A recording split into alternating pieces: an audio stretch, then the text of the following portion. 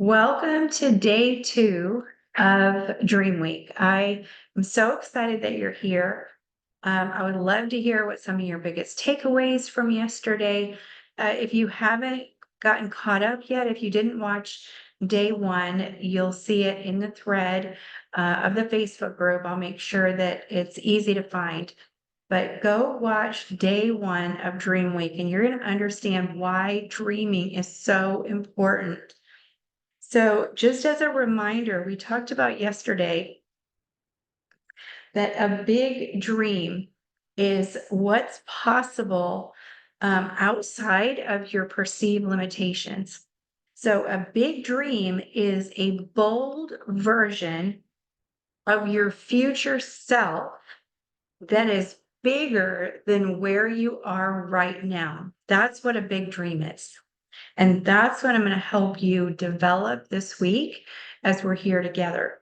So, what does it mean, a dormant dream? So, if you're here, maybe your dreams have gone dormant. Like maybe you know that they're there, but they've been on the back shelf and you haven't even considered them for a long time.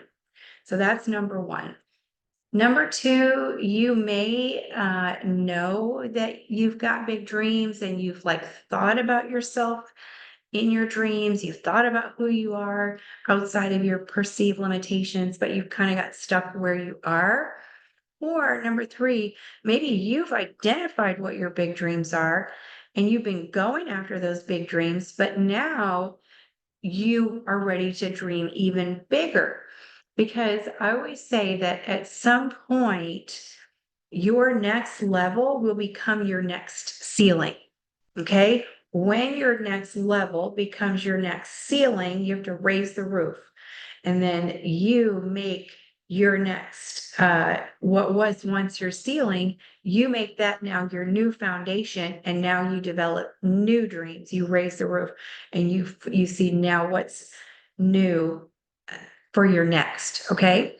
And so if you have dormant dreams, however, maybe they're dreams that you've forgotten about, but a dormant dream is a dream that has been buried, it's become inactive, or it has become, maybe it was just underdeveloped.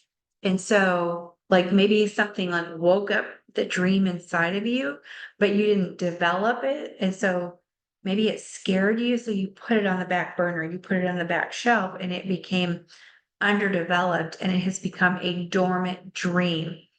And we learned that a dormant dream is dangerous because it can cause anxiety. It can cause um, you know just all kinds of things we talked about yesterday, and lack of self-confidence can strip your self-esteem because like your dream, even those dormant dreams, those dead dreams that maybe you've let die because of trauma or offense or something like that. But those dreams don't go away. They're inside of you. So they end up, if you're not dreaming big, those dormant dreams and dead dreams become weight that you carry. And so a dormant dream is a dream that you allow to become inactive. And so while it's temporarily inactive, it has the potential to be reactivated at any moment. Okay, so that's the hopeful part here. That's why we're doing this. So those seeds lie dormant, but if they're lying dormant, if the seeds of those dreams inside of you are laying dormant, then the germination of that dream is being delayed. Okay. And so it's the germination that leads to birthing or sprouting. So if those dreams are not being birthed and sprouted and growing, then they're being delayed. If they're dormant, they're left underground. And so your body, your soul, your mind, your spirit knows that those are things are inside of you, and it can agitate you. And I always used to say, like, my big dreams would haunt me and keep me awake at night because I knew what I was called for and I would dream about it and think about it.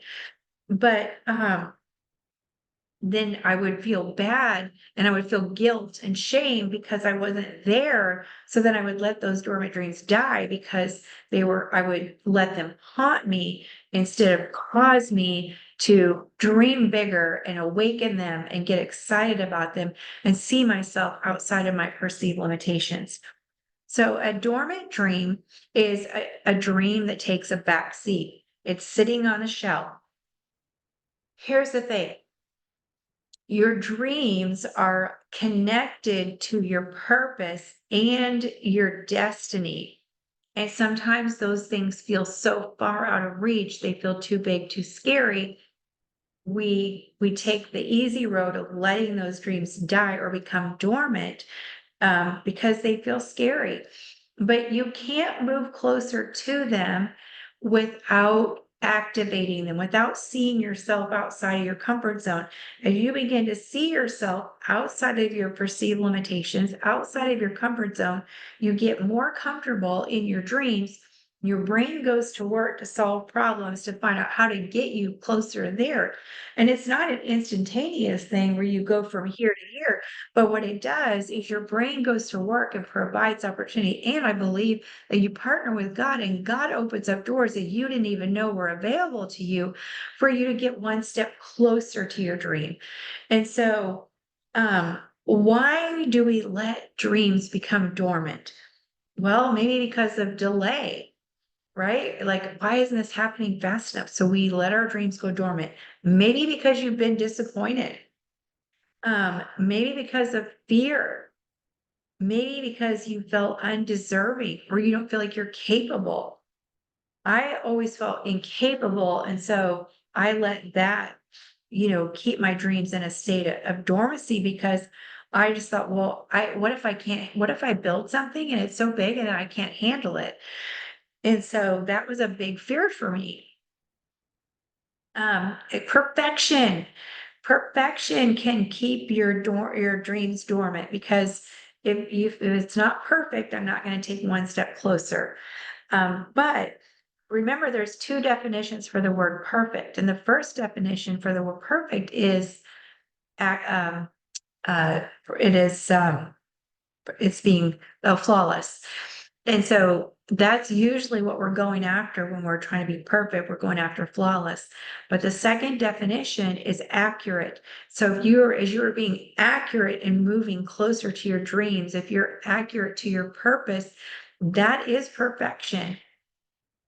Maybe control keeps your dreams dormant. You feel like if it gets too big, you can't control it anymore. And so you have to sabotage it back to be able so that you can control it. Um, sabotaging yourself. That is a way of keeping your dreams dormant. And so you can actually create obstacles that aren't even really there so that you sabotage your dreams because they scare you.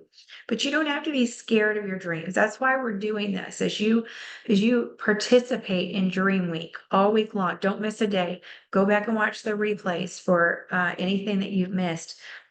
Then you're no longer going to have to sabotage yourself because you're not going to be afraid of your big dreams anymore.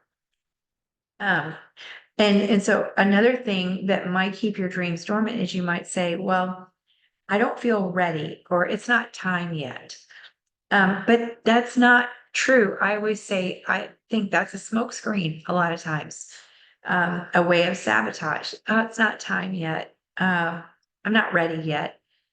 You know, what if everything you've been through has prepared you for this moment in time and you're more ready than you think you are?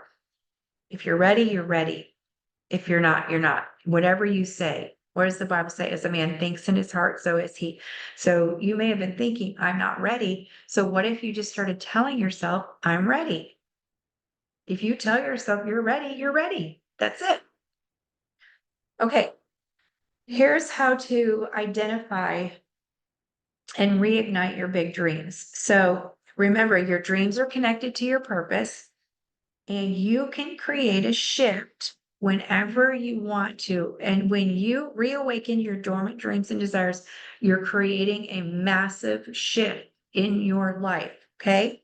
So the way you do that is number one, you're going to acknowledge your dreams. You're going to give yourself permission to dream. That's the first step. Acknowledge. I have dreams. I have big dreams. And I'm going to give myself permission to bring them back into my focus. Okay. Number two, you're going to align with those dreams. Okay. Once you have uh, reawakened again to them and you've acknowledged them, then you're going to start to bring yourself into alignment with those dreams. You're going to ask yourself, who do I need to become to live in my dreams? Not someone different, but what version of me needs to show up in order for those dreams to become a reality? So here's the next thing you're going to ask yourself. How has burying my dreams served me? Because as human beings, we don't do anything unless it serves us. So you might say, well, it doesn't serve me at all. It does. You get something out of it. Not dreaming has protected you from something. What is that? So you're going to acknowledge your dreams, give yourself permission to dream. You're going to align with your dreams, and you're going to, by asking yourself, who do I need to become? In other words, what version of me needs to show up in order to live in my big dreams? How has burying those big dreams served me? And then, what has burying those big dreams? What has it protected me from? So number one, you're going to acknowledge your dreams, and then you're going to align with your dreams by asking those questions, and then you're going to activate your dreams.